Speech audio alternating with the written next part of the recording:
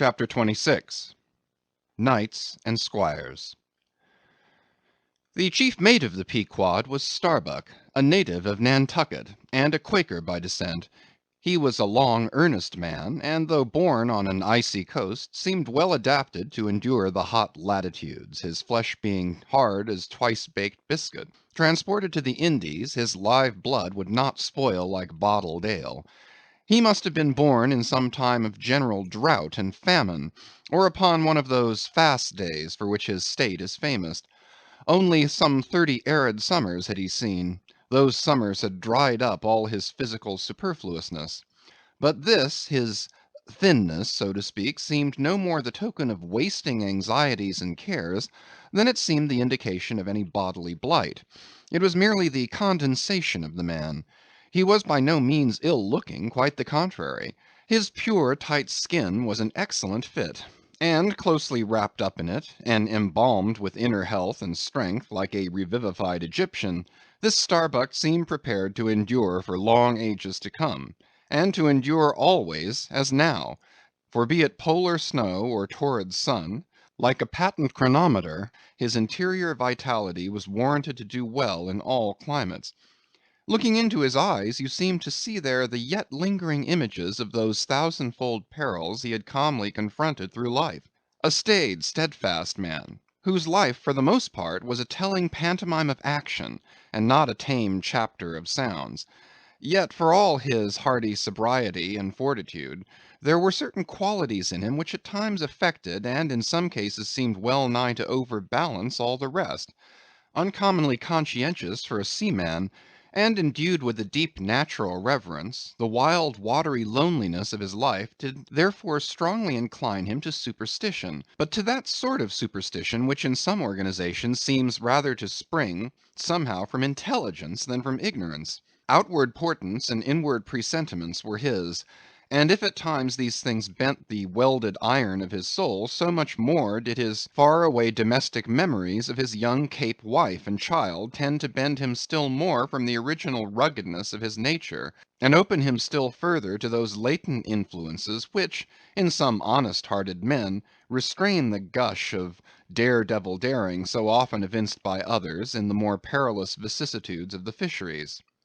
"I will have no man in my boat," said Starbuck, "who is not afraid of a whale." By this he seemed to mean, not only that the most reliable and useful courage was that which arises from the fair estimation of the encountered peril, but that an utterly fearless man is a far more dangerous comrade than a coward. "Aye, aye," said Stubb, the second mate, "Starbuck there is as careful a man as you'll find anywhere in this fishery. But we shall ere long see what that word careful precisely means when used by a man like Stubb, or almost any other whale hunter.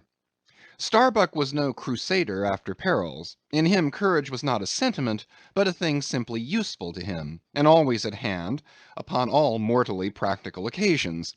Besides, he thought, perhaps, that in this business of whaling, courage was one of the great staple outfits of the ship, like her beef and her bread, and not to be foolishly wasted. Therefore he had no fancy for lowering for whales after sundown, nor for persisting in fighting a fish that too much persisted in fighting him. For, thought Starbuck, I am here in this critical ocean to kill whales for my living, and not to be killed by them for theirs. And that hundreds of men had been so killed, Starbuck well knew. What doom was his own father's? Where in the bottomless deeps could he find the torn limbs of his brother? With memories like these in him, and moreover given to a certain superstitiousness, as has been said, the courage of this Starbuck, which could nevertheless still flourish, must indeed have been extreme. But it was not in reasonable nature that a man so organized, and with such terrible experiences and remembrances as he had, it was not in nature that these things should fail in latently engendering an element in him which, under suitable circumstances, would break out from its confinement, and burn all his courage up. And brave as he might be, it was that sort of bravery chiefly, visible in some intrepid men, which, while generally abiding firm in the conflict with seas, or winds, or whales, or any of the ordinary irrational horrors of the world, yet cannot withstand those more terrific because more spiritual terrors which sometimes menace you from the concentrating brow of an enraged and mighty man. But were the coming narrative to reveal in any instance the complete abasement of poor Starbuck's fortitude, scarce might I have the heart to write it. For it is a thing most sorrowful, nay shocking, to expose the fall of valor in the soul. Men may seem detestable as joint stock companies and nations, knaves, fools, and murderers there may be, men may have mean and meagre faces, but man, in the ideal, is so noble and so sparkling, such a grand and glowing creature, that over any ignominious blemish in him all his fellows should run to throw their costliest robes. That immaculate manliness we feel within ourselves, so far within us that it remains intact though all the outer characters seem gone, bleeds with keenest anguish at the undraped spectacle of a valor-ruined man. Nor can piety itself, at such a shameful sight, completely stifle her upbraidings against the permitting stars. But this august dignity I treat of is not the dignity of kings and robes, but that abounding dignity which has no robed investiture. Thou shalt see it shining in the arm that wields a pick or drives a spike; that democratic dignity which, on all hands, radiates without end from God himself, the great God absolute, the centre and circumference of all democracy, his omnipresence, our divine equality.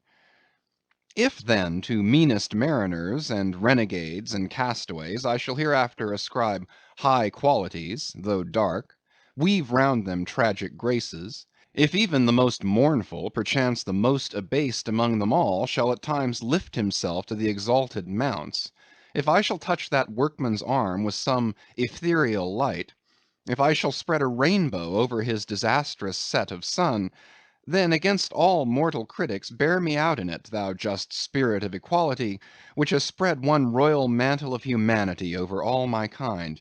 Bear me out in it, thou great democratic God, who didst not refuse the swart convict Bunyan the pale poetic pearl; thou who didst clothe with doubly hammered leaves of finest gold the stumped and paupered arm of old Cervantes; thou who didst pick up Andrew Jackson from the pebbles, who didst hurl him upon a war horse, who didst thunder him higher than a throne; thou who, in all thy mighty earthly marchings, ever cullest thy selectest champions from the kingly commons; bear me out in it, O God. CHAPTER 27. Knights and Squires. Stubb was the second mate. He was a native of Cape Cod, and hence, according to local usage, he was called a Cape Codman. A happy-go-lucky, neither craven nor valiant, taking perils as they came with an indifferent air, and while engaged in the most imminent crisis of the chase, toiling away calm and collected as a journeyman joiner engaged for the year. Good humored, easy, and careless, he presided over his whale boat as if the most deadly encounter were but a dinner, and his crew all invited guests. He was as particular about the comfortable arrangement of his part of the boat as an old stage driver is about the snugness of his box. When close to the whale, in the very deathlock of the fight, he handled his unpitying lance coolly and offhandedly, as a whistling tinker his hammer. He would hum over his old rig-a-dig tunes while flank and flank with the most exasperated monster. Long usage had, for this Stubb, converted the jaws of death into an easy chair. What he thought of death itself there was no telling. Whether he ever thought of it at all might be a question. But if he ever did chance to cast his mind that way after a comfortable dinner, no doubt, like a good sailor, he took it to be a sort of a call to the watch to tumble aloft and bestir themselves there, about something which he would find out when he obeyed the order, and not sooner. What, perhaps, with other things, made Stubb such an easy-going, unfearing man, so cheerfully trudging off with the burden of life in a world full of grave peddlers, all bowed to the ground with their packs; what helped to bring about that almost impious good humor of his; that thing must have been his pipe. For like his nose, his short black little pipe was one of the regular features of his face. You would almost as soon have expected him to turn out of his bunk without his nose as without his pipe. He kept a whole row of pipes there ready loaded, stuck in a rack, within easy reach of his hand; and whenever he turned in, he smoked them all out in succession, lighting one from another to the end of the chapter, then loading them again to be in readiness anew. For when Stubb dressed, instead of first putting his legs into his trousers, he put his pipe into his mouth. I say this continual smoking must have been one cause, at least, of his peculiar disposition, for everyone knows that this earthly air, whether ashore or afloat, is terribly infected with the nameless miseries of the numberless mortals who have died exhaling it; and as in a time of cholera some people go about with camphorated handkerchiefs to their mouths, so likewise against all mortal tribulations, Stubb's tobacco smoke might have operated as a sort of disinfecting agent. The third mate was Flask, a native of Tisbury in Martha's Vineyard; a short, stout, ruddy young fellow, very pugnacious concerning whales, who somehow seemed to think that the great leviathans had personally and hereditarily affronted him, and therefore it was a sort of point of honor with him to destroy them whenever encountered. So utterly lost was he to all sense of reverence for the many marvels of their majestic bulk and mystic ways, and so dead to anything like an apprehension of any possible danger from encountering them, that in his poor opinion the wondrous whale was but a species of magnified mouse, or at least water rat, requiring only a little circumvention and some small application of time and trouble in order to kill and boil. This ignorant, unconscious fearlessness of his made him a little waggish in the matter of whales. He followed these fish for the fun of it, and a 3 years' voyage round Cape Horn was only a jolly joke that lasted that length of time. As a carpenter's nails are divided into wrought nails and cut nails, so mankind may be similarly divided. Little Flask was one of the wrought ones, made to clinch tight and last long. They called him King Post on board the Pequod, because in form he could be well likened to the short square timber known by that name in Arctic whalers, and which by the means of many radiating side timbers inserted into it, serves to brace the ship against the icy concussions of those battering seas. Now these three mates, Starbuck, Stubb, and Flask, were momentous men. They it was who by universal prescription commanded three of the Pequod's boats as headmen, in that grand order of battle in which Captain Ahab would probably marshal his forces to descend on the whales. These three headsmen were as captains of companies; or, being armed with their long, keen whaling spears, they were as a picked trio of lancers, even as the harpooneers were flingers of javelins. And since in this famous fishery each mate or headsman, like a Gothic knight of old, is always accompanied by his boat steerer or harpooneer, who in certain conjunctures provides him with a fresh lance, when the former one has been badly twisted, or elbowed in the assault; and moreover, as there generally subsists between the two a close intimacy and friendliness, it is therefore but meet that in this place we set down who the Pequod's harpooneers were, and to what headsman each of them belonged.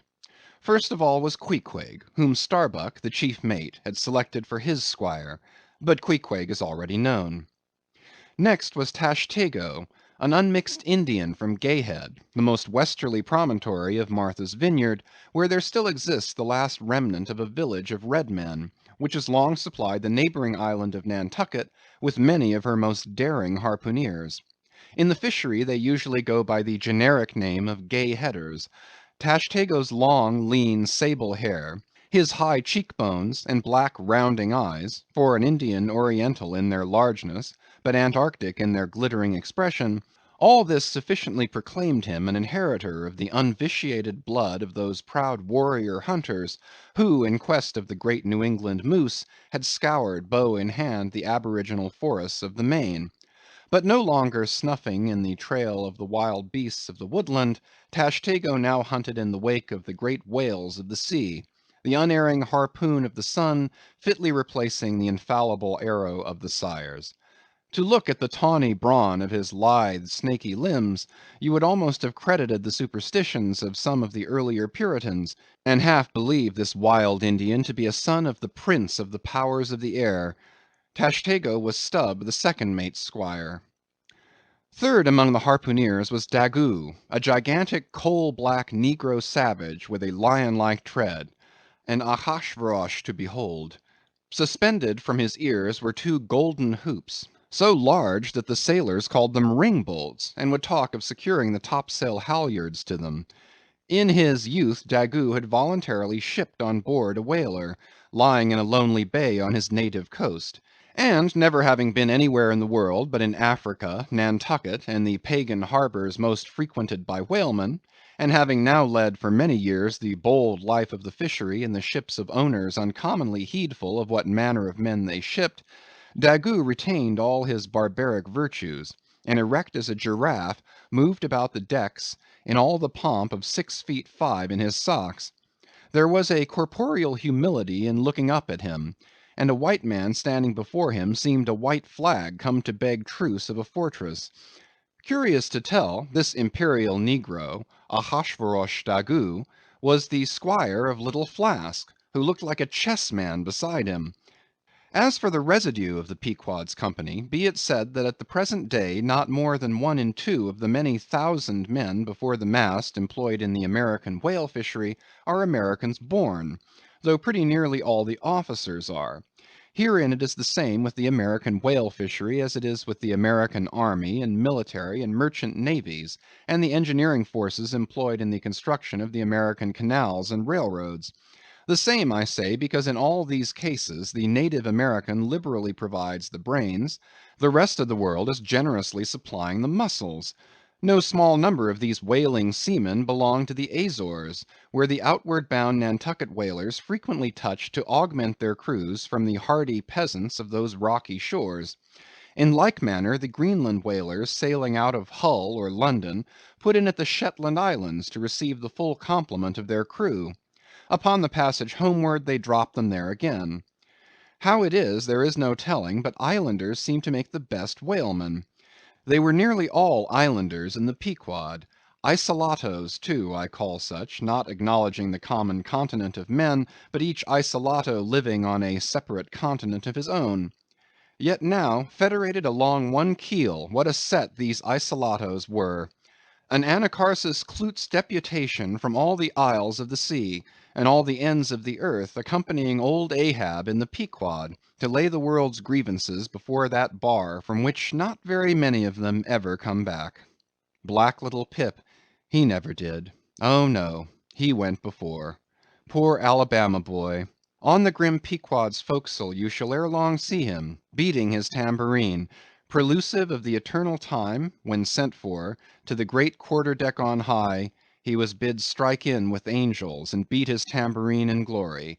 Called a coward here, hailed a hero there.